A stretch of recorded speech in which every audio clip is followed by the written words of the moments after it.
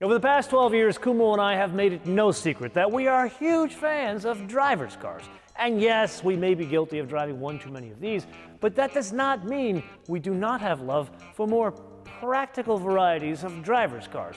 And there's one in particular we may have led you astray on, because Kumo and I took the opportunity to drive that car off camera, but not together on camera with you guys. So today we are going to fix that faux pas, and in the process, look at some of the changes to this specific vehicle. But most importantly, you and I are going to drive it together in a place we have not been in over a year and a half.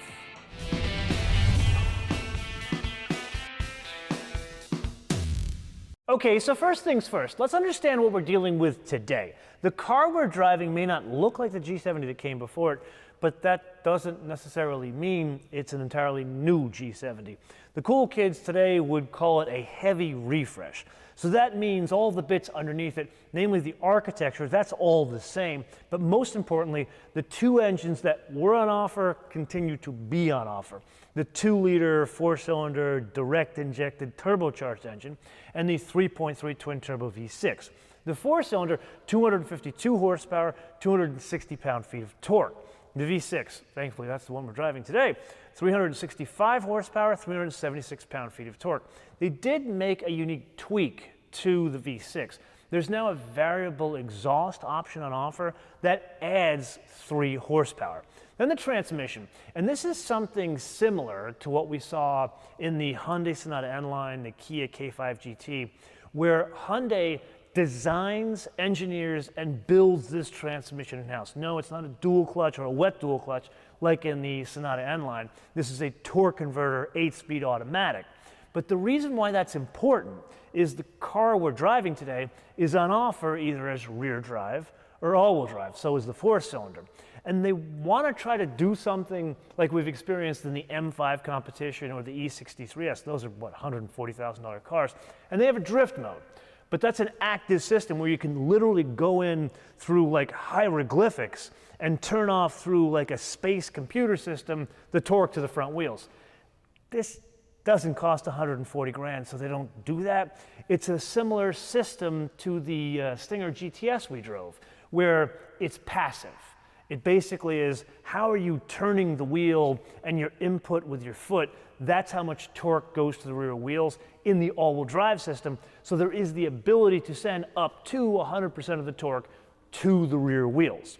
Then there's the fuel economy, which is not terrible considering it has a pseudo drift mode, 18, 27, 21 combined. If it was the 4-cylinder, it would be about 3 mpg better in each one of those numbers. Let's you and I get the pleasantries out of the way. 3,887 pounds, or depending on how you express your weights, it measures 1,743 kilograms. For the avoidance of doubt, that is about 270 pounds more than a 4-cylinder, 2-wheel drive version of the same vehicle. With that, our first track day in over 18 months. Here we go, back on thermal. Usually do this with BMWs, so I think it's fitting that we do this with something that is going after a 3 Series in a big way, and the power delivery here is magnificent. I will say there are some times where there's some denied shifts, like I need to get the speed way down to get to second gear to go around some of these turns, where if we did this in like a Porsche PDK, I could get to second, even get the first gear in those things. But it still works really well with this engine. And the way the 3.3 turbo delivers power, it's one of the better engines out there, full stop. I'd love to see it with the new version of this engine they've put in the G80 and the G, ooh, there you go. A little tail happy in this one. Now for the avoidance of doubt, this one is 2-wheel drive. Can't honestly tell you there is a huge difference in the driving dynamics of the rear-wheel drive as opposed to the all-wheel drive, which brings us to driving dynamics. And here's something important to understand. Remember, we've driven the new M340i on this very track here, and then we drove the M3 and then the M4 non-competition on our shoot road. And those cars are a bit different nowadays because they have a bit of a longer wheelbase than what they were before. However, the difference between this and that is only about 1 inch. But this, it feels more balanced Then a 3 Series. Then there is something absolutely magnificent about this setup, and that is an old school mechanical limited slip differential. It's not like the M Sport differential like we've experienced in all the BMWs. This is like your grandfather's Oldsmobile hot rod back in the day, and it works incredibly well. I have good control over the ass end of the car. Like, I can literally control the ass end of this car with my right foot. Now, something that aids the way this car drives is the weight. You and I have discussed in many previous episodes how Hyundai is really a steel company masquerading as a car company, and the benefits here is they use a lot of high-strength steel, and in this case some aluminum, which makes the car quite a bit lighter than cars that we've driven that are similar sizes. In this case, it can go all the way down to about 3,500 pounds. Sounds like a lot of weight, but what that means, it's a car that's lighter than other, oh, that was fun. It's a car that's lighter than other 112, 111 inch wheelbase type vehicles, which aids in another area, and that would be the brakes. Here, I can't honestly tell you the pedal feedback is great. I mean, the weight of the pedal is good, it's direct, but this car, I'm driving it very much at the end of the day, because thankfully the folks at Genesis, as well as Mason, he's very kind to give me the track to myself. So we already did the lead follow stuff, so I'm getting some time to be able to drive this thing with you guys alone. And the brakes, this is after a full day of driving the car aggressively, and there are some people with varied experience on driving on tracks. I'm getting the stopping power that I would expect out of a vehicle that I would take to the track. Would I say this is a track car? No, but it's better than most out there. So here's something that jumps out at you right from the drop. The way this thing delivers power, combined with a relatively lower weight, combined with the setup of the vehicle, specifically the multi-link in the rear, makes this an unusually balanced sports sedan. And as these vehicles tend to get bigger and bigger and bigger, this is something we're seeing less and less and less of. Yes, it is indeed that time again to play your favorite game on the Absence Game with today's contestant. Something that I have to admit is quickly becoming a new favorite of mine within the Hyundai Kia group, the 2022 Genesis G70. Now, I could see there being some confusion as to which car we are featuring in this episode, because the car in the B-roll, that's the Burgundy car. That one is a 3.3 twin-turbo V6 Sport Prestige all-wheel drive. However, the car we are driving on the track, it's also a 3.3 twin-turbo V6, also a Sport Prestige, which is to say, all the options. However, that one is two-wheel drive, meaning rear-wheel drive. So let's go with the base price of that one, $50,400. Now, I do feel prudent to point out that the most basic four-cylinder G70, that one in two-wheel drive would be $37,525. But let's say for the sake of discussion, one needed all-wheel drive on any one of these, whether it's a four-cylinder or a V6, whether it's a basic or this Sport Prestige. That would be an additional $2,000 in any case, which brings us to the question of like, well, what's the difference between like a Sport Prestige and a basic one? Well, the basic one, it's basic. Doesn't mean it's got nothing, but it's basic.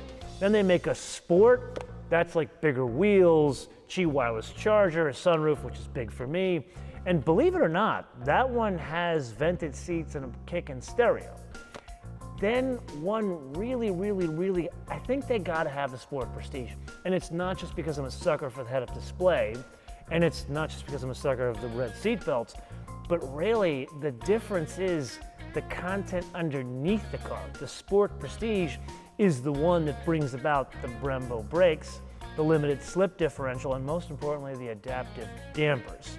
So that brings us back to $50,000. However, the car we're driving today, that one's a limited edition. It's a launch edition. Notice it's not just a white car. I don't like shooting white cars. This one was special because it's a matte white, and it has this burgundy leather interior with the red seat belts and contrast. It's pretty cool looking. However, they're only going to make 500 of those. That's an additional $2,500, which brings the total retail price with all-wheel drive to $54,900. So here's a little inside baseball. One of the benefits of postponing your track time to the very end of the day is you get the track to yourself. So being that we are burning somebody else's gas, tires, and track time, let's talk about something that is not pertinent to the track because we have that extra time, and that would be some changes in the way the vehicle looks. And I'm going to go so far as to saying that the Genesis whole design DNA, they started with that G90, which frankly it does not look good on the G90. There you go. This is so much fun. It works incredibly well in the nose of this car. The two lines, the parallel lines for the lights, it works as if that is what they started with this design. And I think it's just the proportions of the vehicle. It works with the overall design and size of the vehicle, and then the way they kind of blend it into the grille of the car. It's just a more organic shape, as if that's the way the car was born from the original design.